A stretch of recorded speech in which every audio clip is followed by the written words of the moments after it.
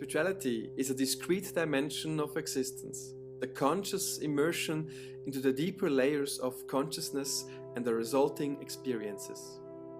The following considerations are taken in respect to other worldviews and expect a certain curiosity and openness of the listener. The mind-body problem splits philosophy downright into two camps. Is consciousness a product of the body or an independent entity? For the definition of spirituality, it is important to clarify this requirement.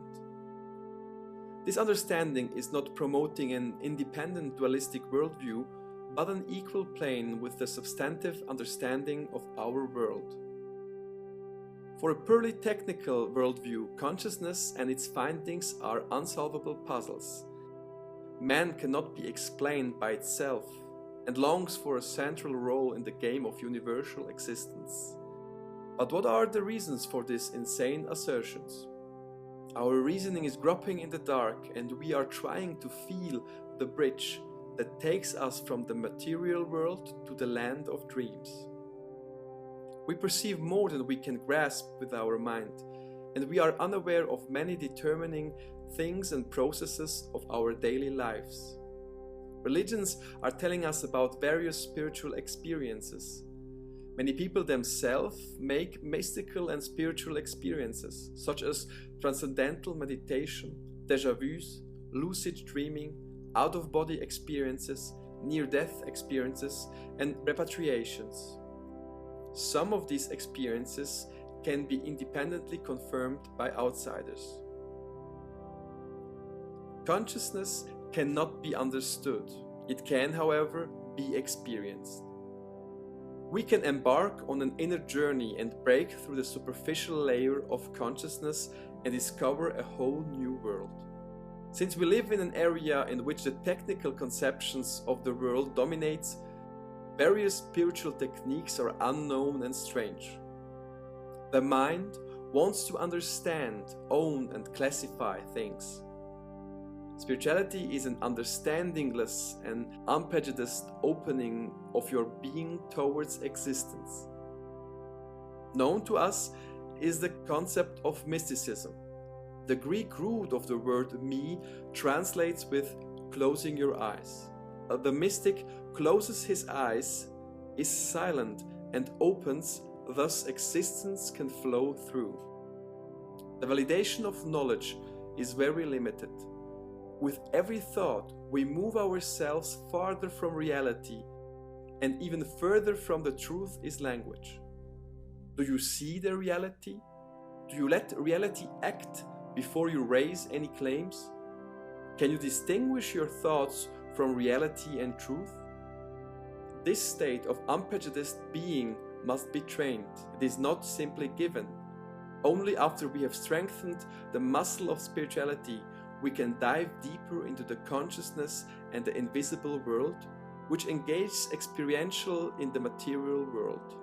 What we learn there is consciousness before our concepts and ideas, the consciousness before language, consciousness before images and symbols, and we understand that our reason is not the crown of creation. We see reason as the useful tool that it is, but not as an ultimate reference. The consciousness of a tree, the consciousness of an animal, the consciousness of a coma patient are not lower ranked or less developed than our reasoning. It is a higher state of being. The intellect is a useful tool of our consciousness, a helpful tool for the bearer of reason and thought. We travel on, past the illusion of certainty, past the illusion of having, to the universal consciousness beyond time and space. Once there, we are finally at our origin. We look into the inexhaustible source of the unstoppable river of life. There is no fear, no falsehood, no suffering. There is peace, joy, and love. It is here what all religions try to describe as God, in their language, with their images. And some religions do not even dare to name this source with an earthly name. At least 3 consequences follow from this experience. First, we distinguish the deeper level of consciousness from reason and thought. Second, true experiential interconnectedness of all things outside of space and time. Third, resolution of fears through the experience of eternal being and loss of finite having. Nothing real can be threatened, nothing unreal exists. Herein lies the peace of God. The root of all suffering and all hatred is clinging to the illusions of separated ego and its fears.